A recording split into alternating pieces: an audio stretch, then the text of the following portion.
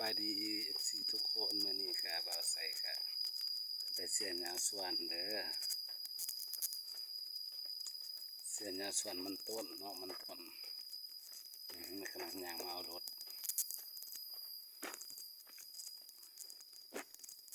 ตอนสอบเขาได้เอารถไปเนาะอันนี้ก็ย่างมาแต่สวนมันเนาะก็เลยว่าจะมาเอารถไทยบ่มีรถใหญ่คือเขาเมื่อยแห้ง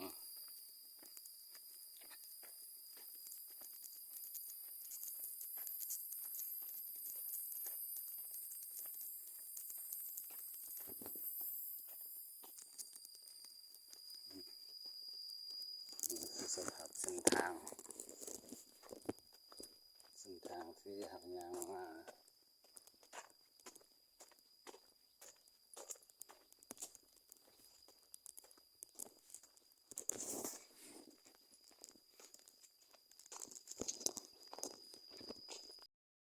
เว็บนาตอนก็ได้กันมาซื้อให้เรือพวกใจบุญมาเคยเรือหกยาวสวัสดีเด้อพี่น้องตอนนี้ชนมันหญ้ามันหกมีผู้ใจบุญใจบาปมาซอยแน่จะไป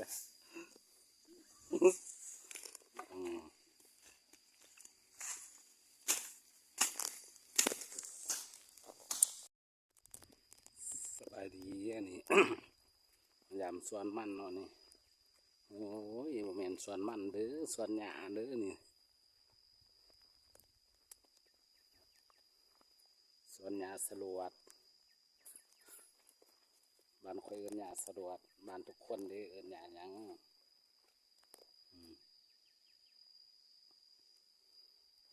มันบ่ได้เสียดอก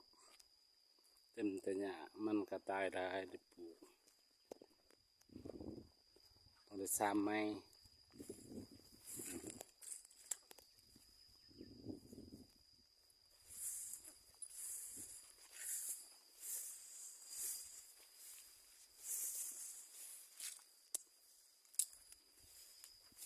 รีวิวสวนหญ้าเด้อบ่แม่นสวนมันเด้อรีวิวสวนหญ้า